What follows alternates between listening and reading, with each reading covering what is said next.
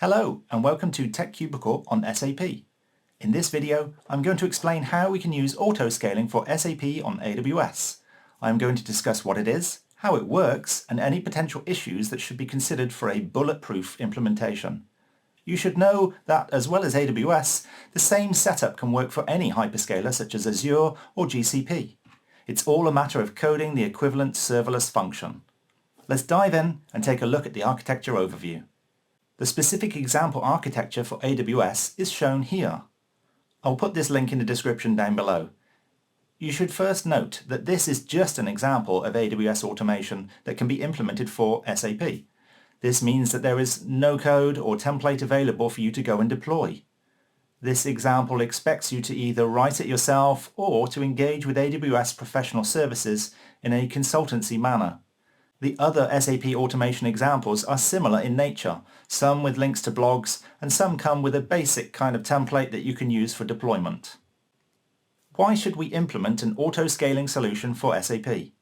An SAP system can be composed of multiple SAP application server instances, each installed on their own virtual machine.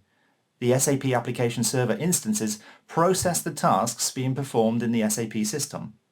At a basic level, they are worker nodes running on their own virtual machines. Running a virtual machine in AWS costs money. If the virtual machine is shut down, it costs less money because when a virtual machine is shut down, there is no charge for the compute, only for the disk storage. It's a little like turning off a refrigerator.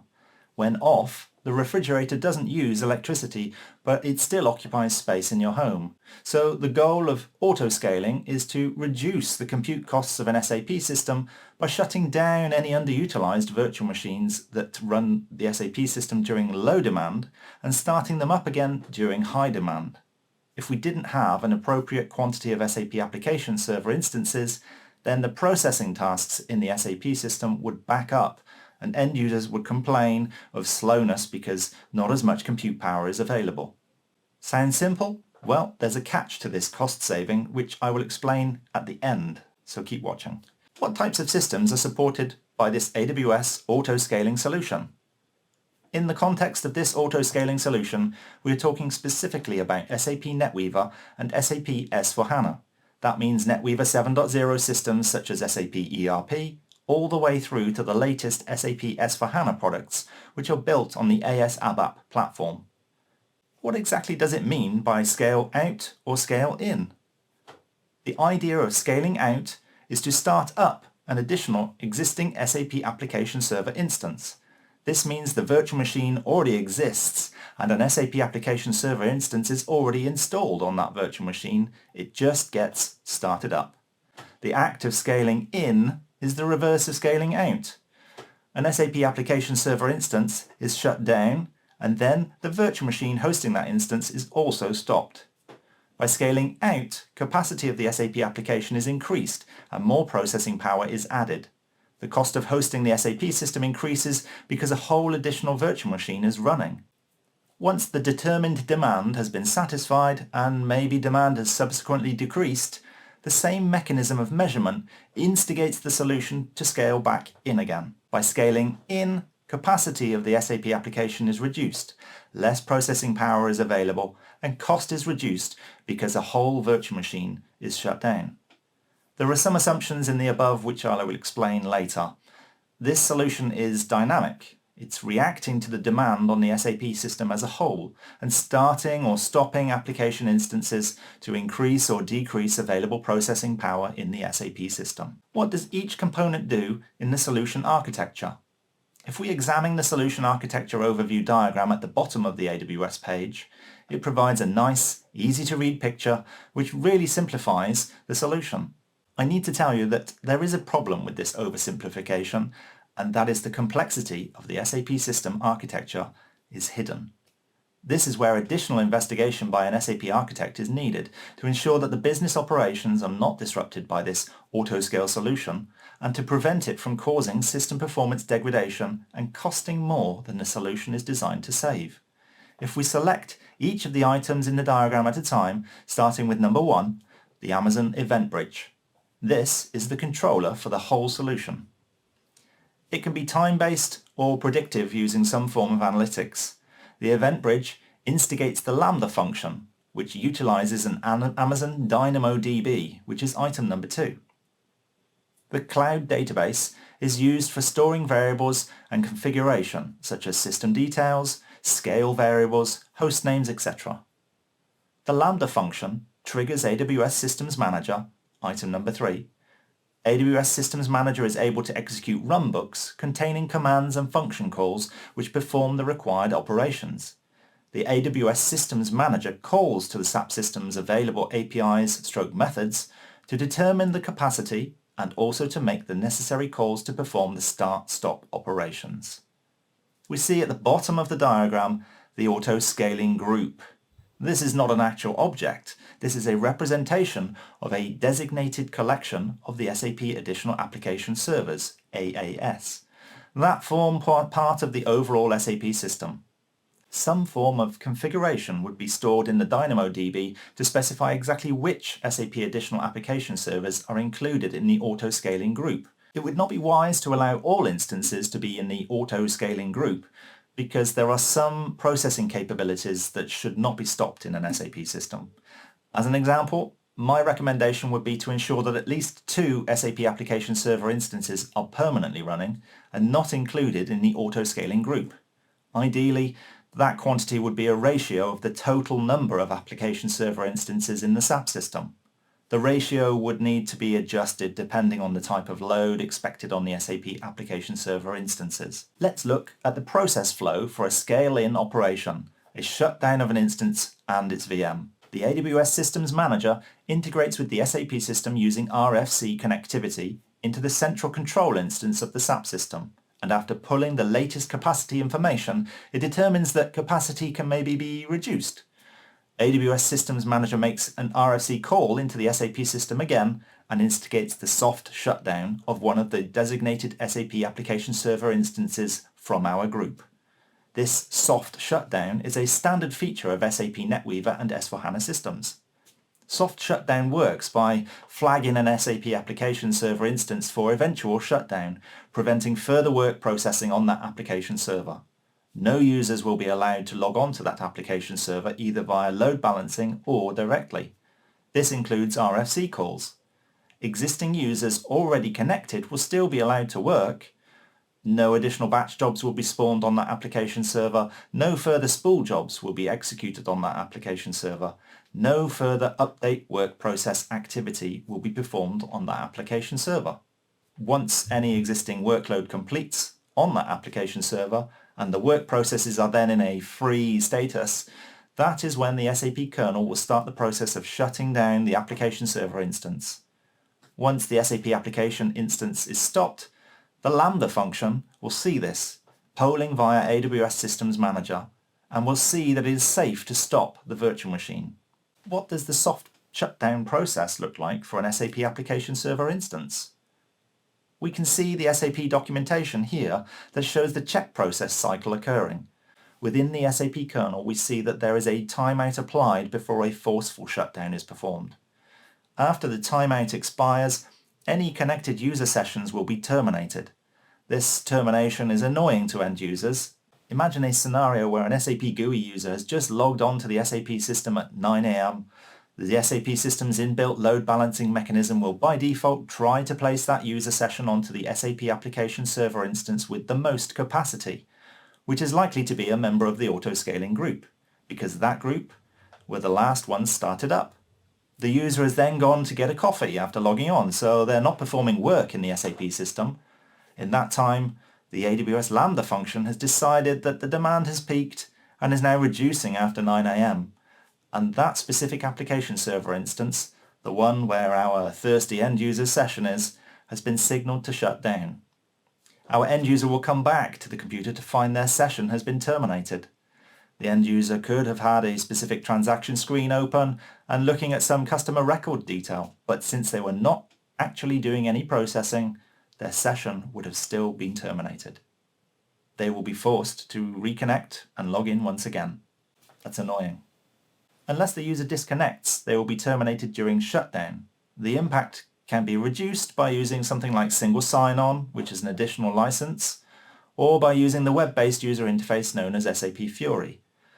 One important point to note, as well as long-running batch, any long-running updates will also be terminated at the point of timeout. Batch jobs can be a bit of a sore point, especially if it takes maybe 10 or 15 minutes to execute and it got terminated 9 minutes into the execution. These additional SAP application server instances in the Autoscaling group are no different to a normal additional SAP application server instance in the SAP technology stack. However, there are some considerations around the architectural design of the SAP system to cope with the frequent start-stop of application server instances. We need to ensure that it can be managed, operationally speaking, in a secure and auditable way. One of the most important aspects is the configuration of this AWS Lambda function, specifically the coding of it to prevent the effect of SAP application server instance bouncing. That is where it bounces between the status of started and stopped too frequently. There are certain parts of an SAP application server instance which are local to the virtual machine on which the SAP application instance is executing. These are the SAP application log. SAP application server instance logging is local to every application server instance and accessed only from within the SAP system via transaction SM21.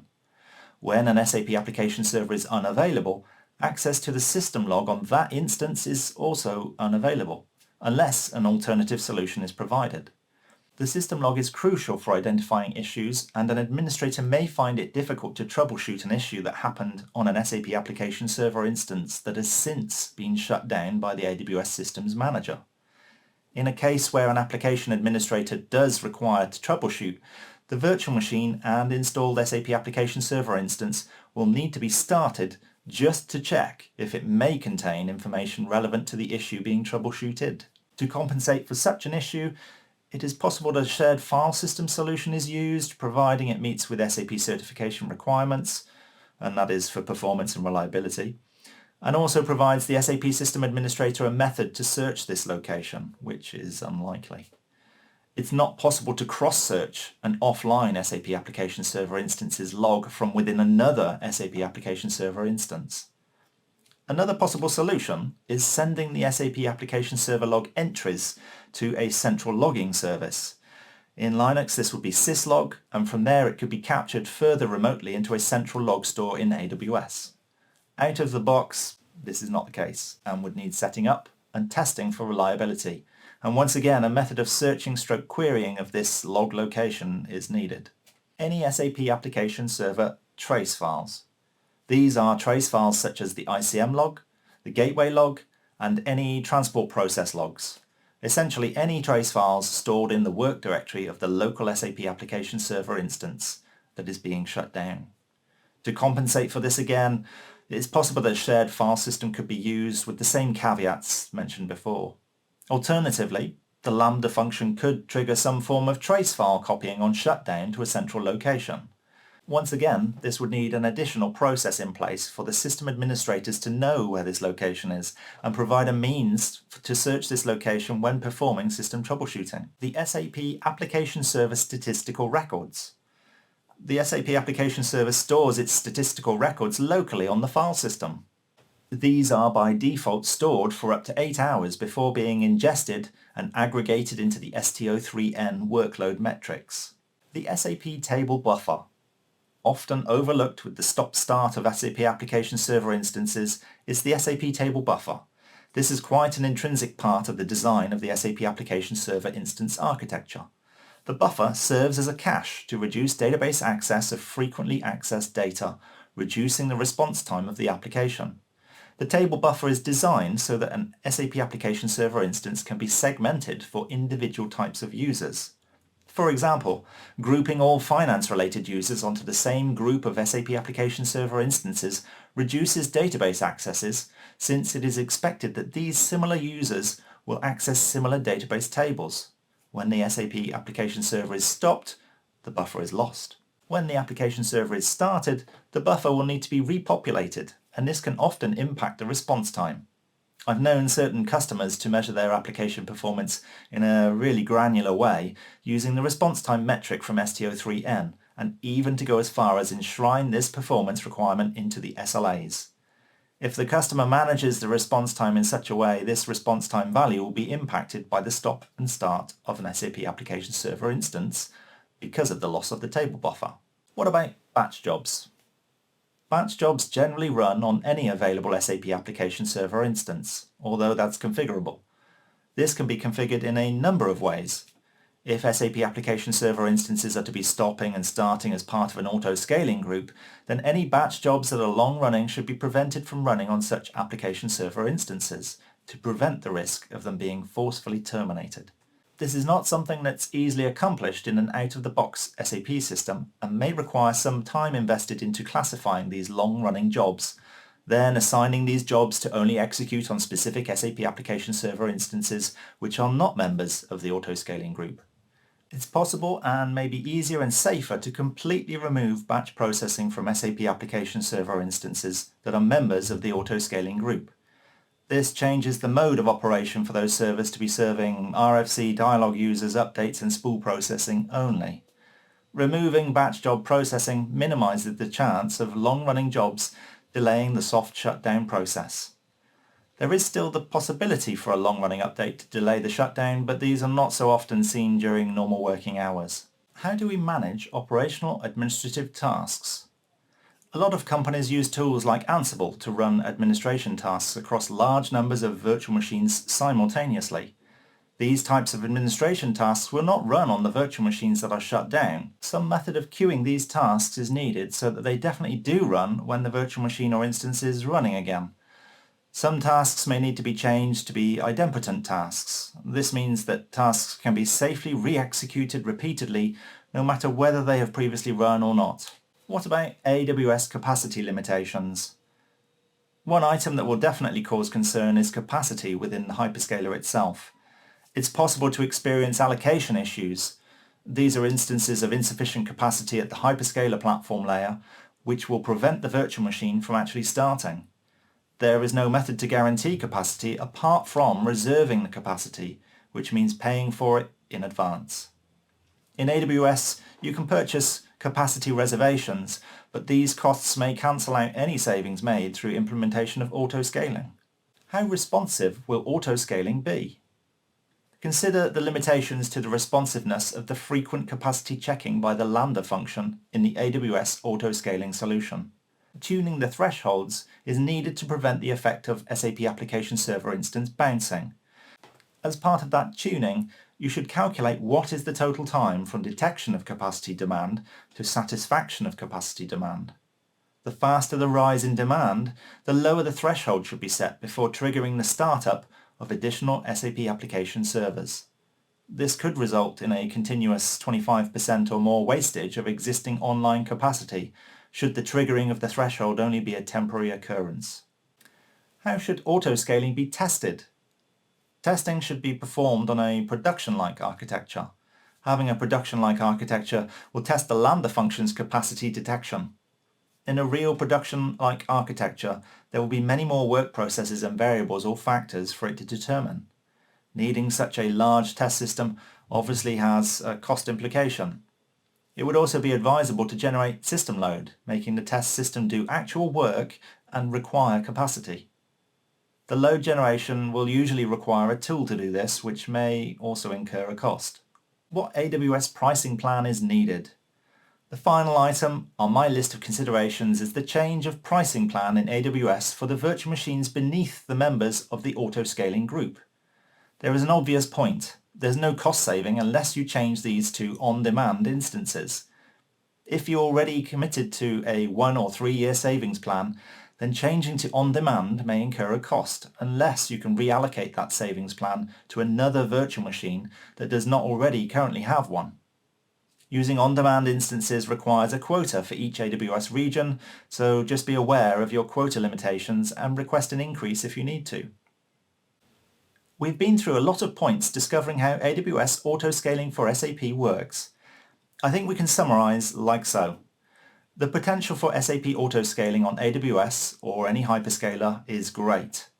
In certain SAP landscapes with certain sizes of systems and types of processing, the cost savings can be reasonable over a prolonged period.